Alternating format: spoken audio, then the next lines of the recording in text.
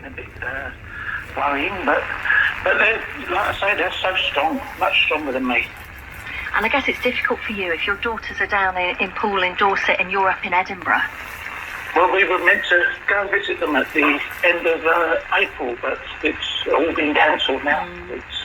We were meant to be spending time with them because it's my 60th birthday soon, so we're going to have a bit of a celebration, but no, everything's changed, unfortunately. But my girls, they're fantastic. And those changes that everybody is making is to protect your daughters and help them try and make their job a little bit easier at this incredibly testing time for the National Health Service. Exactly.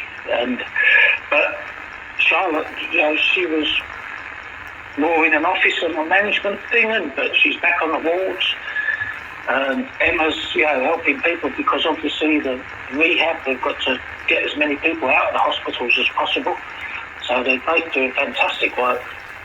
And have they got the equipment that they need, Dave? They've not said whether they have or not. I must admit, I'm not sure. I sincerely hope they do.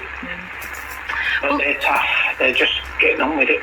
Yeah, and we're so grateful to them and all of the NHS workers out there who are just, as you say, getting their head down and just supporting people and helping people right now at this really difficult time. Dave, thank you so much for getting in touch with us today. Heard from Dave in Edinburgh, heard from Martin in Coventry, Des in Manchester, and so many people getting in touch with their thank yous throughout the course of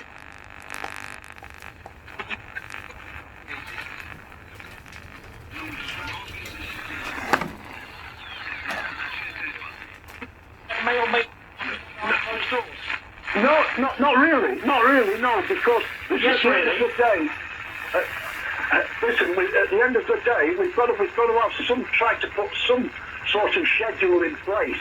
I'm not saying we could teach it because we don't know what's around the corner. We don't know in a fortnight. The only way that could work, Nick, is if the players agreed to a long-term, not a short-term, but a long-term, not a deferral, because the players in their minds are going to be asked for deferrals.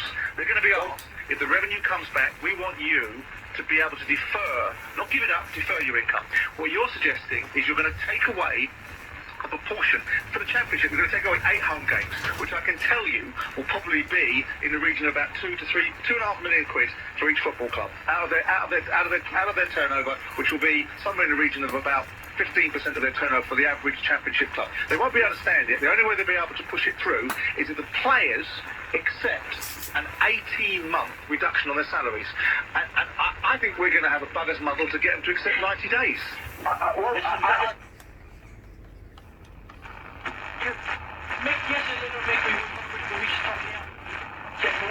I ask you one quick question? No, you can't. Please let me. Do you think that there'll be a Champions League with you? Living, that's quite dangerous. If we stop then, all of our efforts will be wasted and we could potentially see a second peak. An ear, nose and throat surgeon has died after testing positive for COVID-19. Amged El-Harani, who was 55, had worked at the Queen's Hospital Burton and had played a leading role in merging the Burton and Derby hospitals. More than 1,200 people have now died from the virus in the UK. Italy and Spain, the 2 European countries hardest hit by the outbreak, say they believe they're experiencing or are close to nearing its peak. Italy says it expects a significant drop in cases within 10 days. A number of governments have expressed concern that coronavirus restrictions are leading to increased cases of abuse. Australia has pledged more funding to tackle the problem, and in the UK, the Home Secretary Priti Patel said the government was stepping up efforts to protect those at risk.